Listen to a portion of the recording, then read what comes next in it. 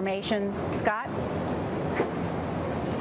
Moments ago, through his attorney Todd Blanche, former President Trump pleaded not guilty to these 37 federal charges. And Todd Blanche, in fact, said the former president is, quote, most certainly pleading not guilty. The former president sat in navy blue suit, red tie, hunched over at the table, his hands folded at first, then his arms folded, expressionless, not saying a word. It was his defense attorney who stood and said he's not guilty to these charges. The proceedings are ongoing. They're going to talk about release conditions. They're going to talk about future scheduling, the dates of the next hearings. But before the hearing began, the former president was booked. He was processed. Digital fingerprints taken. No booking photo. The marshals deemed it unnecessary. They think there's enough photos of Donald Trump out there to use for the purposes of his prosecution. There's an ongoing proceeding, Nora, that'll take about 4 or 5 more minutes, and ultimately the former president's expected to leave soon after. Describe the atmosphere, Scott. What was it like? A packed courtroom in a rather large courtroom on the 13th floor of this federal courthouse in Miami. The former president had all of his attorneys in a row at the table. It's Todd Blanche out of New York. It's a man named Chris Kise, an attorney out of Florida, or who is now certified to represent him here in the Southern District of Florida. His co-defendant, Walt Nada, sat at the same table with his attorney. They're all together at the same table. We noted the judge, Jonathan Goodman, who is handling this case just for one day here in Miami before handing it off to a district judge, referred to Donald Trump multiple times in court as former President Trump, not as the defendant, not as Mr. Trump, not as Trump, but as former President Trump. It's a beautiful courtroom. Chestnut wood walls about the size of a small school cafeteria, royal blue carpet. The former president had a stack of papers in front of him at the defense table, but no pen, wasn't writing, wasn't talking, just sat expressionless, kind of hunched over, hands on the table, then arms folded.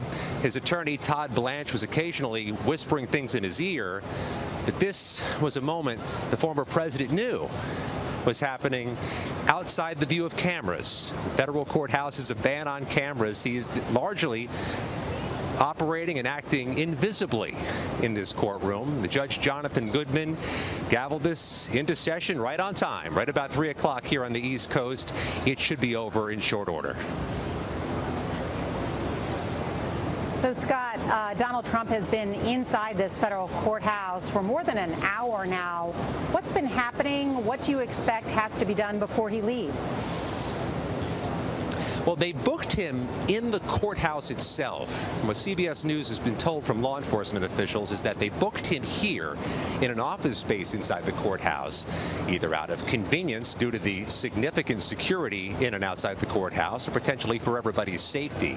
Oftentimes in this district of Florida, they'll book you in a different building and bring you from the courthouse over to there. They did it right in an empty office space inside the courthouse. He arrived, according to the marshals, about an hour in advance of getting into the courtroom. They took those fingerprints. They took his social security number, his birth date, all the things you get from a criminal defendant for the booking process. As I mentioned earlier, no booking photo in this case, but Donald Trump has an official case number. It's 23-CR80101. Quite a thing for a former president to have a federal criminal case number. He has been assigned a pretrial services officer. This is all uncharted waters, all history in the making here at the federal courthouse in Miami. We expect to hear before the proceeding ends, likely in the coming minutes, what release conditions have been ordered for the former president. What restrictions will he be under now that he's a federal criminal defendant? And likely we'll get a sense of the calendar, at least the next steps in the calendar. Is the next hearing going to be scheduled in a matter of weeks? In a matter of months? And will this case, which was earmarked for West Palm Beach, Florida, the courthouse nearest Mar-a-Lago, actually remain here in Miami? This is a huge, cavernous courthouse that has, I think some people would argue, the security footprint necessary for court hearings and potentially a trial of a former president. It will most certainly be an attraction. And did we hear from the special counsel, Jack Smith, at all? We spotted Jack Smith in the front row in one of the wooden benches. The courtroom had 2 pairs of 5-row deep benches for spectators, and it was filled to the brim today. Jack Smith sitting directly behind the special counsel attorney who is presenting this case. That special counsel staffer is named David Harbach. There's another special counsel prosecutor there, an investigator named Jay Bratt. And we go left to right at the defense table. If you're the judge facing the courtroom, at the far left is a man named Stanley Woodward. He's the defense attorney representing Trump's co-defendant, Walt Nauta. Nauta is next to Woodward. Next to Nauta at the defense table was Todd Blanche, the New York City-based defense attorney for Donald Trump, who's also representing him in that Manhattan prosecution. Then there's Donald Trump, navy suit, red tie, papers in front of him, hands folded, saying nothing. On the far right of that table is the other attorney, Chris Kise. At the prosecution, or the special counsel table, you had David Harbach, the special counsel staffer who spoke today, and Jay Bratt. The rows behind the special counsel table included the special counsel himself, Jack Smith, and a number of media members. Behind the defense table, a whole series of media members, and several members of the public who won a lottery to get a seat in the courthouse and in the courtroom for this unique, historic day.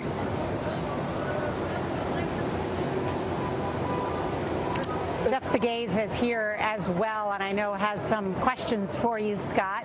Scott, we know how much Scott loves courtrooms. He was in the courtroom for the Manhattan case as well. And so I was wondering if you could contrast and compare in terms of the former president's demeanor. How did he look today? What was his demeanor, especially if you compare it to the video that we saw at the arraignment in New York City in early April? Identical, Jeff. Same mannerisms, same body language, same expression on his face. And we had an advantage of perspective today. We were in the overflow room where there was a video feed giving us a head-on picture of Donald Trump. Those in the courtroom only saw the back of his head. We could see his face. We could see his expression. The overflow room is actually the jury meeting room here with 300 seats and a few tiny televisions, so small, the kind of televisions you get in a low-cost hotel room. We watched this on TV and through a feed, and we could see, even through the grainy picture, Donald Trump sitting, no expression, nothing to say, idle at the table with his hands folded.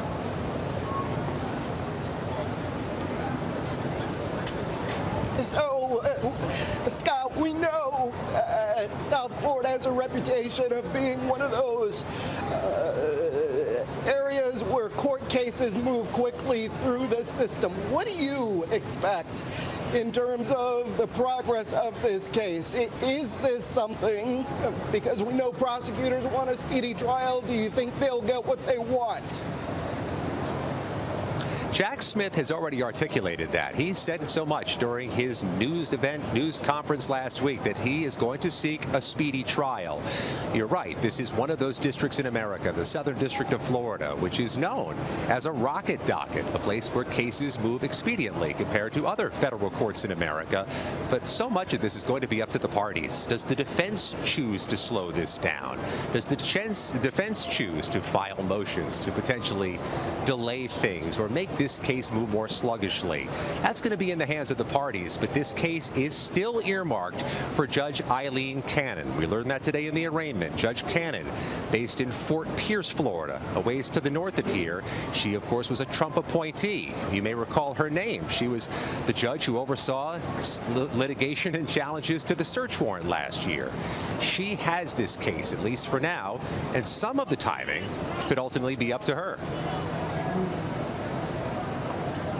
All right, Scott McFarland, who has just come from inside the courthouse with that detailed account of not only the mahogany and blue curtains, but also the former president and his legal team sitting next to his valet, Walt Nauta, and what's happening inside, as well as the special counsel in this historic arraignment as the former president of the United States has been booked and is now facing 37 federal counts. Scott McFarland, thank you so